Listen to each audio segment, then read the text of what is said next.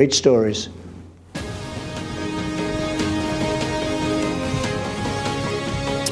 Hello, my name is Maximo Alvarez. I live in Miami, Florida, not far from the state of Florida, which isn't just a 90-mile wide blue strip on a map for me. It divides freedom from fear. It divides the past from the present, from the future. I know all about the past.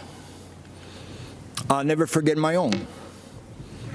My family has fled totalitarianism and communism more than once. First my dad from Spain, then from Cuba. But my families don't run away. By the grace of God, I live the American dream, the greatest blessing I ever had. My dad, who only had a sixth-grade education, told me, "Don't lose this place. You'll never be as lucky as me." I'm speaking to you today because my family is done abandoning what we rightfully earned. There's no place to hide.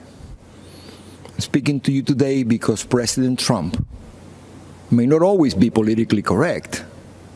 He's in fact a successful businessman, not your average career politician.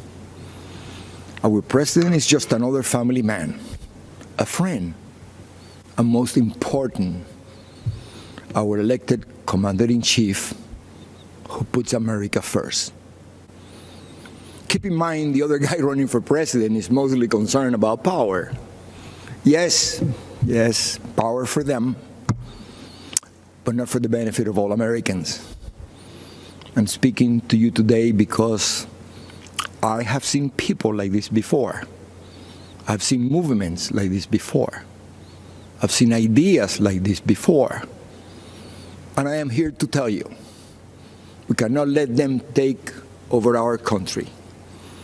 I heard the promises of Fidel Castro, and I can never forget all those who grew up around me, who look like me, who suffered and starved and died because they believed those empty promises. They swallowed the communist poison pill. If you have a chance, go to the Freedom Tower in Miami. Stop and listen.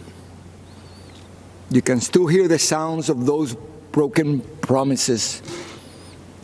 It is the sound of waves in the ocean carrying families clinging to pieces of wood. Families with children who can't swim, but willing to risk everything to reach this blessed land. It is the sound of tears hitting the paper of an application to become an American citizen. Most heard and liked the promises, but soon after, they experienced the reality. Look at them, listen to them, learn the truth. Those false promises: spread the wealth, free education, free health care, defund the police, trust the socialist state more than your family and your community. They don't sound radical to my ears. They sound familiar.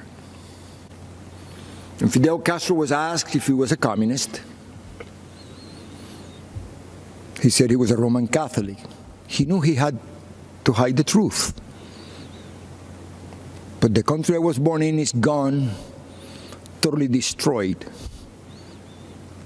When I watch the news in Seattle, Chicago, Portland, and other cities, when I see the history being rewritten, when I hear the promises, I've heard echoes of the former life I never wanted to hear again.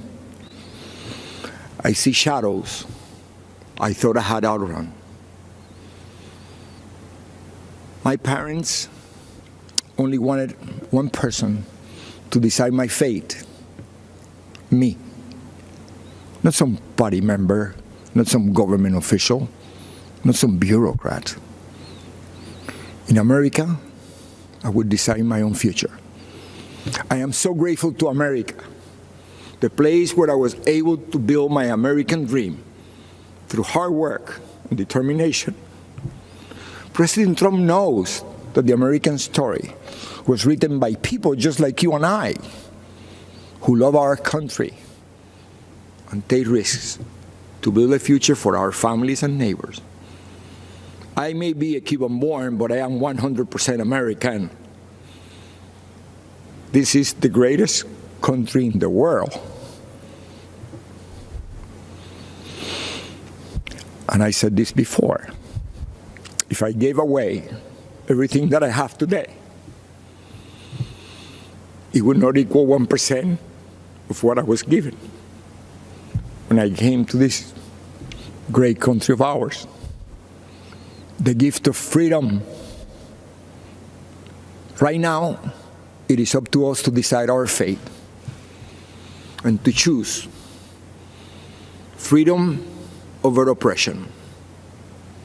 President Trump, he's fighting the forces of anarchy and communism. And I know he will continue to do just that.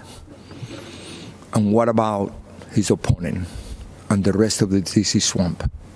I have no doubt they will hand the country over to those dangerous forces. You and I will decide. And here's what I've decided. My decision is very easy. I choose President Trump because I choose America. I choose freedom. I still hear my dad.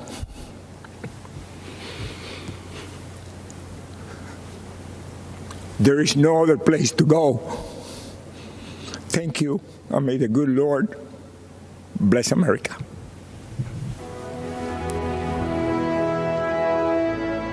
The Democrats are just going more and more left. Many positive about socialism, liking it more than capitalism. Many of the ideas we fought for that were considered radical are now mainstream. The compromise that they came up with, if implemented, will make Biden the most progressive president since FDR.